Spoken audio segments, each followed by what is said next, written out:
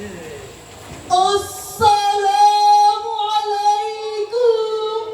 warahmatullahi wabarakatuh. Alhamdulillah, alhamdulillahi rabbil alamin.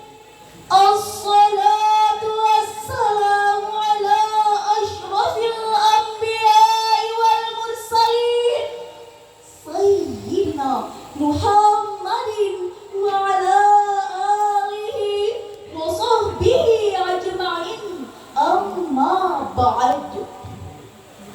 Dewan Hakim yang arif dan bijaksana dan hadirin yang berbahagia, berdasarkan fakta sejarah bahwa pada tahun 1979 di kota Vatikan Roma diadakan konferensi agama internasional yang dihadiri oleh seluruh tokoh pembesar agama dunia.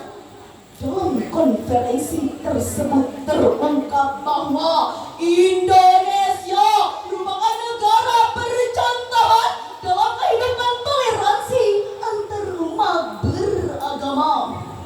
Bahkan Paus II pun mengatakan Indonesia meskipun terdiri dari beragam suku bangsa, bangsa, adat istiadat dan agama, namun hidup dalam kerukunan dan keramah-tamahan. Namun sayang, kekaguman dunia internasional tersebut kini tinggal kenangan, sebab perbedaan suku bangsa, bahasa, adat istiadat dan agama ini sering menjadi pemicu dan pemacu lahirnya fanatisme buta, persaingan tidak sehat, perselisihan dan perpecahan, bahkan gontok-gontokan yang mengikis habis nilai-nilai toleransi yang selama ini kita jaga.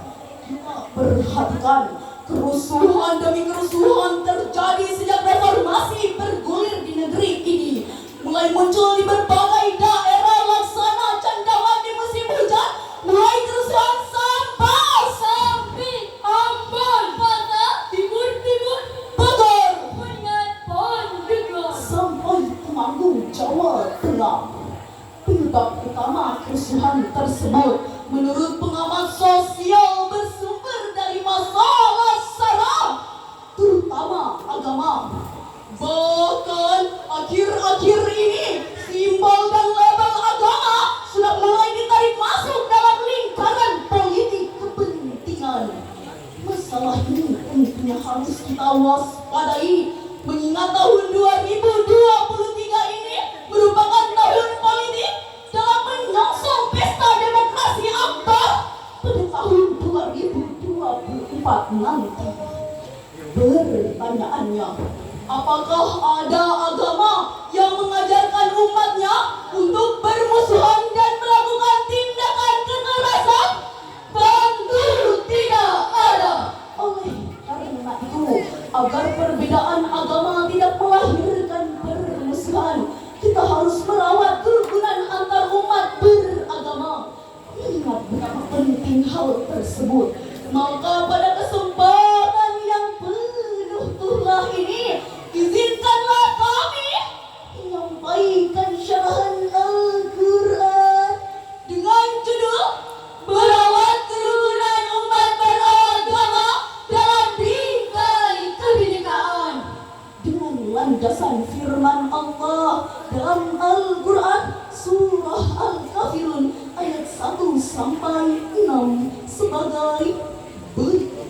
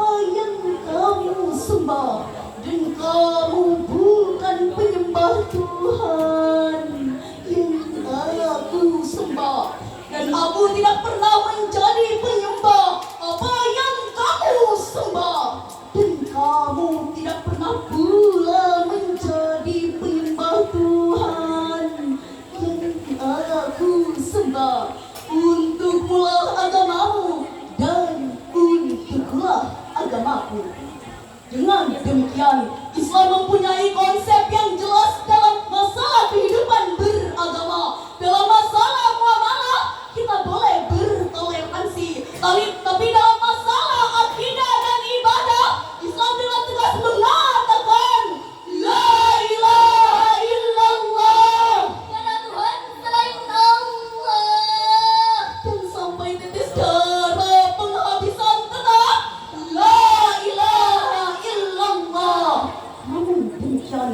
Islam tidak pernah mengganggu akidah agama lain. Sejarah membuktikan Agama akan masuk ke Mesir dengan menghancurkan tempat-tempat ibadah agama. agama Kristen masuk ke Mesir dengan membunuh penganut agama Mesir kuno. Agama Romawi Paganis masuk ke Mesir dengan membunuh penganut Kristen Koptik. Sementara Islam masuk ke Mesir, tidak satu pun rumah ibadah yang dibakar, tidak seorang pun pendeta yang dibantai. Bahkan Rasulullah SAW pernah bersabda, siapa saja yang menyakiti kafir zimmi, sungguh telah menyakitiku, dan barang siapa yang menyakiti aku, telah menyakiti Allah.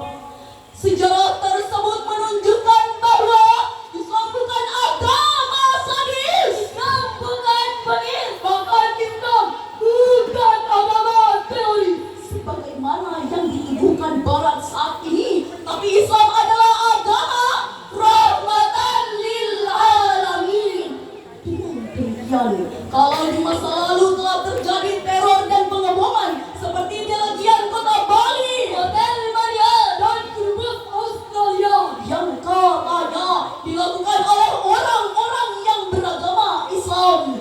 Di sini kami tegaskan semua itu bukan dari ajaran Islam. Sekali lagi, bukan ajaran Islam, tapi lebih disebabkan karena faktor golongan dan ulah kelompok tertentu yang ingin menodai kemuliaan Islam. Timbul pertanyaan, apa yang kita lakukan agar kerukunan umat beragama tetap terjaga? Sebagai jawabannya, kita renungkan firman Allah dalam Al-Quran surah Al-An'am ayat 108 sebagai berikut.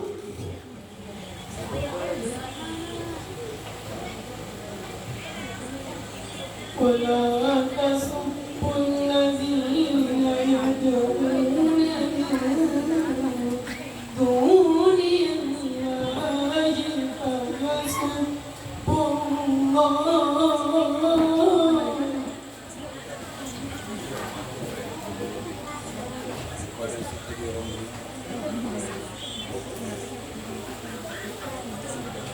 فيسبوا الله عدوا بغير علم.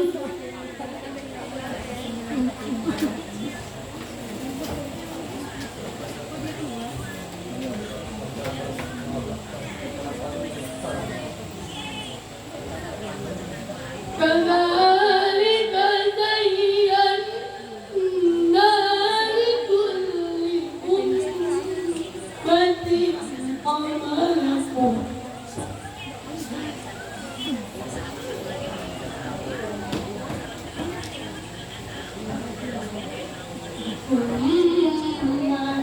إلى ربهم مرجعهم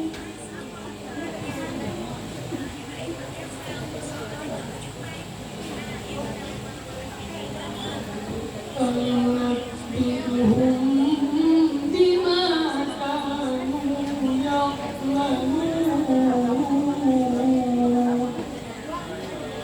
صدق الله العظيم. Dan janganlah kamu menghaji apa yang mereka sembah selain Allah, karena mereka nanti akan memaki Allah dengan melampaui batas tanpa dasar pengetahuan.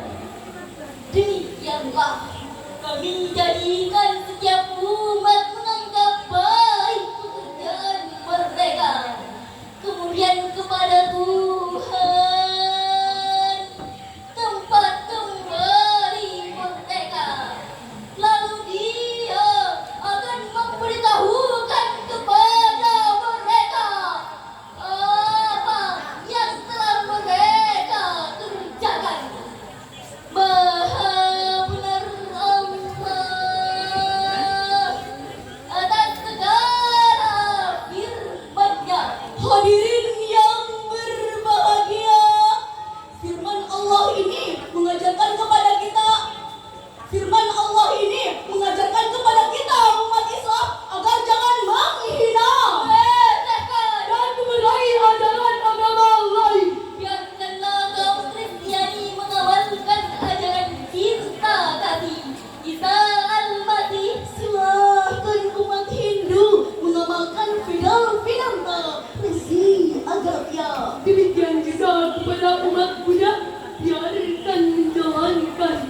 budayakan Dharma Siddhartha Gautama.